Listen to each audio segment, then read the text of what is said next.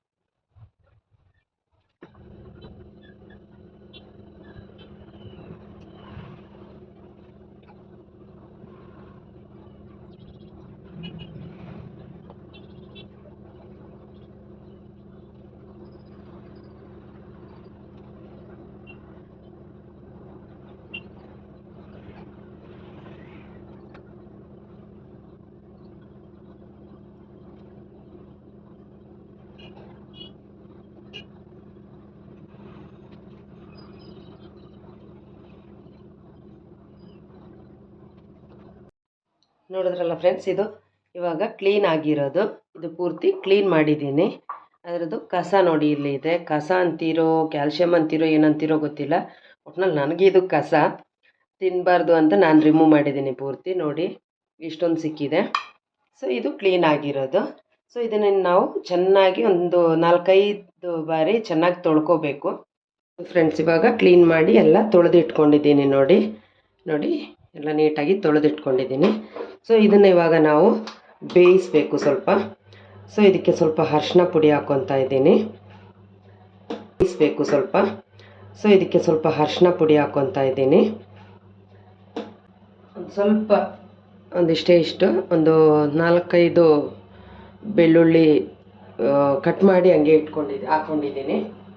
ಶುಂಠಿ ಅದನ್ನು ಕಟ್ ಮಾಡಿ ಒಂದಿಷ್ಟು ಅದನ್ನು ಹಾಕ್ಕೊಂಡಿದ್ದೀನಿ. ಜೊತೆಗೆ ಒಂದೇ ಒಂದು ಕರಿಬೇವಿನ ದಂಟು ಅದನ್ನು ಹಾಕ್ಕೊಂಡಿದ್ದೀನಿ. ಆಮೇಲೆ ಸ್ವಲ್ಪ ಉಪ್ಪು ಹಾಕೋಣ. ನಾನು ಕಲ್ಲುಪ್ಪು ಬಳಸ್ತಾ ಇದ್ದೀನಿ. ಉಪ್ಪು ಹಾಕ್ಕೊಂಡು ಬೇಯಲಿಕ್ಕೆ ಬಿಡೋಣ ಸ್ವಲ್ಪ ಹೊತ್ತು. ಇಷ್ಟೊಂದು ಕಾಲು ಲೋಟನೂ ಬೇಡ, ಅದನ್ನೇ ನೀರು ಬಿಟ್ಕೊಳ್ಳುತ್ತೆ ಚೆನ್ನಾಗಿ. ಸ್ವಲ್ಪ ನೀರು ಹಾಕ್ಕೊಂಡು ನಾವು ಇದನ್ನ ಇವಾಗ ಚೆನ್ನಾಗಿ ಬೇಯಿಸೋಣ. ಬೇಗ ಬೆಂದೋಗುತ್ತೆ, ಬೇಯೋದೇನು ಟೈಮ್ ತಗೊಳ್ಳೋದಿಲ್ಲ, ಬೇಗ ಬೇಯುತ್ತೆ. ಸೊ ನಾವಿವಾಗ ಇದನ್ನು ಬೇಯಿಸೋಣ. ಜೊತೆಗೇ ನಾವು ಇನ್ನೊಂದು ಪ್ಯಾನಲ್ಲಿ ಸ್ವಲ್ಪ ಆನಿಯನ್ ಎಲ್ಲ ಫ್ರೈ ಮಾಡೋದಿದೆ, ಅದೆಲ್ಲ ಮಾಡ್ಕೊಂಬಿಡೋಣ ಜೊತೆಗೇ. ಪಕ್ಕದಲ್ಲಿ ಇನ್ನೊಂದು ಪ್ಯಾನ್ ಇಟ್ಕೊಂಡಿದ್ದೀವಿ. ಇದು ಇಲ್ಲಿ ಬೇಯ್ತಾ ಇದೆ, ಬೇಯಲಿ ಇಲ್ಲಿ ಪಕ್ಕದಲ್ಲಿ. ಇಲ್ಲಿ ನಾವು ಇವಾಗ ಆನಿಯನ್ ಎಲ್ಲ ಸಾರ್ಟ್ ಮಾಡ್ಕೊಳ್ಳೋದಿದೆ. ಸೊ ಇದಕ್ಕೆ ಮೇಯ್ನಾಗಿ ಕೊಕೊನಟ್ ಆಯಿಲಲ್ಲಿ ಮಾಡಿದ್ರೇ ಚೆನ್ನಾಗಿರೋದು. ಕೊಕೊನಟ್ ಆಯಿಲೇ ಇದಕ್ಕೆ ಮೇನ್. ಬೇರೆ ಆಯಿಲಲ್ಲಿ ನಾನು ಇಲ್ಲಿವರೆಗೂ ಟ್ರೈ ಮಾಡಿಲ್ಲ, ಬಟ್ ಚೆನ್ನಾಗಿರೋದಿಲ್ಲ ಅಂತಾರೆ. ಯಾಕೆಂದರೆ ಮಂಗಳೂರು ಕಡೆ, ಕೇರಳದ ಕಡೆ ಎಲ್ಲ ಇದನ್ನು ಕೊಕೊನಟ್ ಆಯಿಲಲ್ಲೇ ಮಾಡ್ತಾರೆ. ಸೊ ನಾನು ಕೊಕೊನಟ್ ಆಯಿಲನ್ನೇ ಬಳಸ್ತಾ ಇದ್ದೀನಿ. ಸೊ ಹಾಕಿದ್ದೀನಿ. ಒಂದು 3 ಸ್ಪೂನಷ್ಟು ಕೋಕೋನಟ್ ಆಯಿಲ್ನ ಪ್ಯಾನ್ಗೆ ಹಾಕ್ಕೊಟ್ಟಿದ್ದೀನಿ. ಎಣ್ಣೆ ಕಾದ ನಂತರ ನಮಗೆ ಎಣ್ಣೆ ಕಾದಿದೆ. ಈಗ ಶುಂಠಿ ಬೆಳ್ಳುಳ್ಳಿನ ಸುಮ್ಮನೆ ಜಸ್ಟ್ ಜಜ್ಕೊಂಡಿದ್ದೀನಿ, ಪೇಸ್ಟ್ ಥರ ಮಾಡಿಲ್ಲ, ಅದನ್ನು ಹಾಕ್ತಾಯಿದ್ದೀನಿ.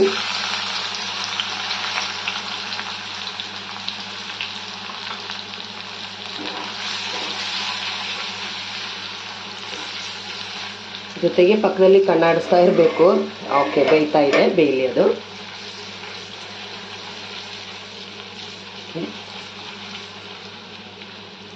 ಇದ್ರದ್ದು ಫ್ರೈ ಮಾಡುವಾಗ ಏನಾಗುತ್ತೆ ಅಂದರೆ ಜಾಸ್ತಿ ಎಣ್ಣೆ ತಗೊಳುತ್ತೆ. ಇದು ಎಣ್ಣೆ ಸ್ವಲ್ಪ ಜಾಸ್ತಿನೇ ಬೇಕಾಗುತ್ತೆ, ಇಲ್ಲಾಂದರೆ ಡ್ರೈ ಡ್ರೈ ಡ್ರೈ ಅನಿಸುತ್ತೆ. ಆ ಥರ ಇದ್ದರೆ ಚೆನ್ನಾಗಿರೋದಿಲ್ಲ ತಿನ್ನೋಕ್ಕೆ.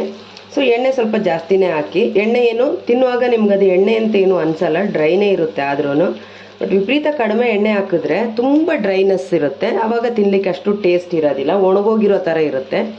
ಸೊ ಸ್ವಲ್ಪ ಜಾಸ್ತಿ ಎಣ್ಣೆನಲ್ಲೇ ಮಾಡಿ. ಓಕೆ, ನಾವಿವಾಗ ಒಂದು ಬೌಲ್ ಫುಲ್ಲಾಗಿ ಸಣ್ಣ ಈರುಳ್ಳಿ ಕಟ್ ಮಾಡಿರೋದು, ಜೊತೆಗೆ 2 ಹಸಿಮೆಣಸಿನ್ಕಾಯಿನ ಕಟ್ ಮಾಡಿ ಉದ್ದಕ್ಕೆ ಕಟ್ ಮಾಡ್ಕೊಂಡಿದ್ದೀನಿ, ಅದನ್ನು ಹಾಕ್ಕೊಡೋಣ. ಇದನ್ನು ಚೆನ್ನಾಗಿ ಸಾಟ್ ಮಾಡ್ಕೊಳ್ಳೋಣ.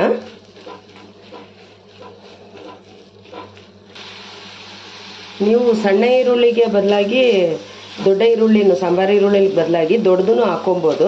ಆದರೆ ನಾನ್ ವೆಜ್ಗೆ ಇದು ಸ್ವಲ್ಪ ಜಾಸ್ತಿ ಟೇಸ್ಟ್ ಕೊಡುತ್ತೆ ಸಣ್ಣ ಈರುಳ್ಳಿ ಬಳಸೋದ್ರಿಂದ. ನಾನು ಸಾಮಾನ್ಯ ನಾನ್ ವೆಜ್ ಮಾಡುವಾಗೆಲ್ಲ ಸಣ್ಣ ಈರುಳ್ಳಿನೇ ಬಳಸ್ತೀನಿ, ಅದು ಟೇಸ್ಟ್ ಜಾಸ್ತಿ ಕೊಡುತ್ತೆ. ದೊಡ್ಡ ಈರುಳ್ಳಿ ಆದರೆ ಸ್ವಲ್ಪ ಸ್ವೀಟ್ನೆಸ್ ಇರುತ್ತೆ, ಇದರಲ್ಲಿ ಖಾರ ಜಾಸ್ತಿ ಇರೋದ್ರಿಂದ ಇದಷ್ಟು ಸ್ವೀಟ್ ಬರೋದಿಲ್ಲ. ಸೊ ನಾನು ಇವನ್ ಬಿರಿಯಾನಿಗೂ ಇದನ್ನೇ ಬಳಸ್ತೀನಿ. ಗೊತ್ತಲ್ವ, ಇದು ಬಿಡಿಸೋದೆಲ್ಲ ತುಂಬ ಕಷ್ಟ. ಇವೊಂದು ನಾನು ಫ್ರೀಯಾಗಿರೋದು ಕಡಿಮೆ ಇರೋ ಟೈಮಲ್ಲಿ ನಾನೇನು ಮಾಡ್ತೀನಿ, ಬಿಡಿಸಿ ಒಂದು ಡಬ್ಬಕ್ಕೆ ಹಾಕಿ ಫ್ರಿಜ್ಜಲ್ಲಿ ಇಟ್ಕೊಂಡ್ಬಿಡ್ತೀನಿ. ಸೊ ಬೇಕು ಅಂದಾಗ ನಮಗೆ ಬಳಸಲಿಕ್ಕೆ ಈಸಿ ಆಗುತ್ತೆ. ಸೊ ನೀವು ಪ್ರಯತ್ನ ಮಾಡಿ ನೋಡಿ, ನಾನ್ ವೆಜ್ಗೆಲ್ಲ ಜಾಸ್ತಿ ಸ್ವಲ್ಪ ಸಣ್ಣ ಈರುಳ್ಳಿನ ಬಳಸಿ ನೋಡಿ, ಚೆನ್ನಾಗಿರುತ್ತೆ. ಪಕ್ಕದಲ್ಲಿ ನೋಡಿ ಬೇಯ್ತಾ ಇದೆ, ಸ್ವಲ್ಪ ನೀರಿದೆ, ಆ ನೀರೆಲ್ಲ ಡ್ರೈ ಆಗೋವರೆಗೂ ಅದನ್ನು ಬೇಯಿಸಬೇಕು. ಬೆಂದಿದೆ ಆಲ್ಮೋಸ್ಟು. ಸೊ ಇವಾಗ ಆ ನೀರು ಡ್ರೈ ಆಗಲಿಕ್ಕೆ ಹಾಗೆ ಹೀಗೆ ಓಪನಲ್ಲೇ ಬಿಟ್ಬಿಡೋಣ, ಆವಾಗ ನೀರೆಲ್ಲ ಡ್ರೈ ಆಗುತ್ತೆ.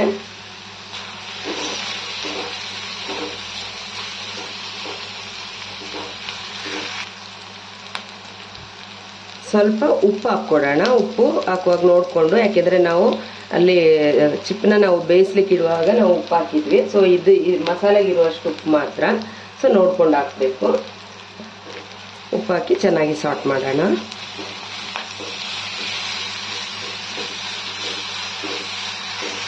ಇದು ಇಷ್ಟು ಸಾಟ್ ಆದರೆ ಸಾಕು. ನಾವಿವಾಗ ಸಿಮ್ಮಲ್ಲಿ ಹಾಕ್ಬಿಟ್ಟು ಮಸಾಲ ಪೌಡರ್ಗಳನ್ನ ಹಾಕ್ಕೊಡೋಣ. ಸೊ ಮೊದಲಿಗೆ ನಾನು 1.5 ಸ್ಪೂನಷ್ಟು ಗರಂ ಮಸಾಲ ಹಾಕ್ತಾಯಿದ್ದೀನಿ. ಈಗ ಅರ್ಧ ಸ್ಪೂನಷ್ಟು ನಾನು ಧನಿಯಾ ಪೌಡರ್ನ ಹಾಕ್ಕೊತಾ ಇದ್ದೀನಿ. ಅದೇ ಥರ ಅರ್ಧ ಸ್ಪೂನಷ್ಟು ರೆಡ್ ಚಿಲ್ಲಿ ಪೌಡರ್ನ ಹಾಕ್ಕೊತಾ ಇದ್ದೀನಿ. ಇದು ಆಪ್ಷನಲ್ಲು, ಬೇಕಾಗಿಲ್ಲ. ನಾನು ಪೆಪ್ಪರು ಹಾಕ್ತಾಯಿದ್ದೀನಿ, ಜೊತೆಗೆ ಹಸಿಮೆಣ್ಸಿನ್ಕಾಯಿನೂ ಹಾಕಿರೋದ್ರಿಂದ ಇದು ಆಪ್ಷನಲ್ಲು. ಬೇಕಾದರೆ ಮಾತ್ರ ಹಾಕಿದ್ರೆ ಸಾಕು, ಇಲ್ಲಾಂದರೆ ಅವಶ್ಯಕತೆ ಇಲ್ಲ. 1/4 ಸ್ಪೂನಷ್ಟು ಪೆಪ್ಪರ್ ಪೌಡರ್ನ ಹಾಕ್ತಾಯಿದ್ದೀನಿ. ಪೆಪ್ಪರ್ ಪೌಡರೇ ಇದಕ್ಕೆ ಮೇಯ್ನು, ಪೆಪ್ಪರ್ದೇ ಫ್ಲೇವರ್ ನಿಂತ್ಕೊಳ್ಳುತ್ತೆ ಇದು.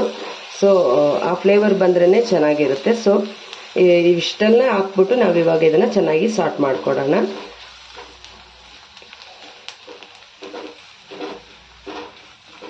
ಸಾಕು. ಆನಿಯನ್ ತುಂಬ ಜಾಸ್ತಿ ಏನು ಸಾಟ್ ಆಗಬೇಕಾಗಿಲ್ಲ, ಇಷ್ಟೇ ಆದರೆ ಸಾಕು. ಇನ್ನು ಇವುಗಳೆಲ್ಲ ಜೊತೆಗೆ ಇದ್ದು ಬೇರಿಬೇಕು, ಆವಾಗ ಚೆನ್ನಾಗಿ ಸಾಟ್ ಆಗುತ್ತೆ ಅದು.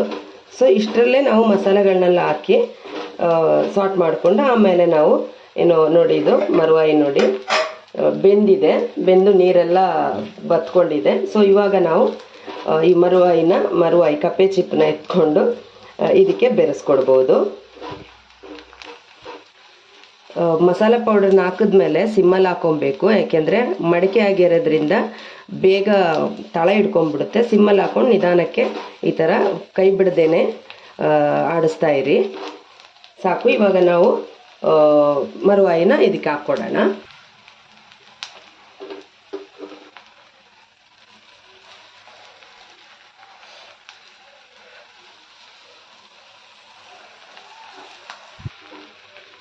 ನೋಡಿದ್ರಲ್ಲ, ಎಲ್ಲ ಬೆರೆಸ್ಕೊಂಡಿದ್ದೀನಿ. ಇವಾಗ ಈ ಮಸಾಲೆ ಎಲ್ಲ ಈ ಕಪ್ಪೆ ಚಿಪ್ಪಿಗೆ ಹಿಡ್ಕೊಳ್ಳೋಷ್ಟು ಹೊತ್ತು ನಾವು ಈ ಥರ ಸಾರ್ಟ್ ಮಾಡಿಕೊಡೋಣ.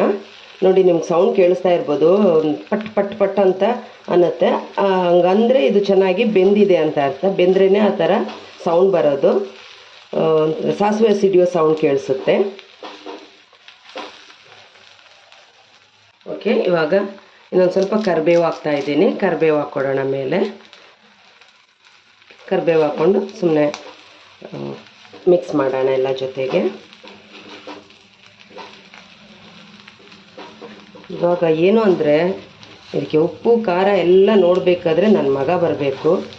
ಅವ್ನು ಸ್ಕೂಲ್ಗೆ ಹೋಗಿದ್ದಾನೆ, ಅವ್ನು ಬಂದ ಮೇಲೇ ಗೊತ್ತಾಗೋದು. ಸದ್ಯಕ್ಕೆ ಇದು ನಾನಿವಾಗ ತಿನ್ನೋದಿಲ್ಲ, ನಾನು ಬರೀ ನನ್ನ ಮಕ್ಕಳಿಗೆ ಮಾಡಿಕೊಡ್ತೀನಿ ಅಷ್ಟೇ. ನಾನು ಸ್ವಲ್ಪ ದಿವಸ ನಾನ್ ವೆಜ್ ತಿನ್ನೋದಿಲ್ಲ. ಸೊ ಅದರಿಂದ ಮಗ ಬರೋವರೆಗೂ ವೆಯ್ಟ್ ಮಾಡಬೇಕು ಇದನ್ನ. ಇವಾಗ ಟೇಸ್ಟ್ ಹೇಳ್ಬೇಕಂದ್ರೆ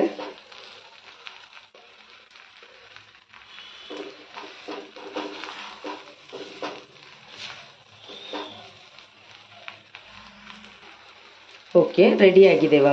ಇವಾಗ ಸ್ಟವ್ನ ಆಫ್ ಮಾಡ್ಕೋಬೋದು. ನೋಡಿ ಎಷ್ಟು ಚೆನ್ನಾಗಿ ಬಂದಿದೆ ಅಂತ. ನೋಡುವಾಗಲೇ ಅನಿಸುತ್ತೆ ತುಂಬ ಟೇಸ್ಟಿಯಾಗಿರುತ್ತೆ ಅಂತ. ಸೊ ಇವಾಗ ನಾವು ಇದನ್ನು ಸರ್ವಿಂಗ್ ಡಿಶ್ಗೆ ಟ್ರಾನ್ಸ್ಫರ್ ಮಾಡ್ಕೊಳ್ಳೋಣ. ಸ್ಟವ್ ಆಫ್ ಮಾಡಿದ್ದೀನಿ.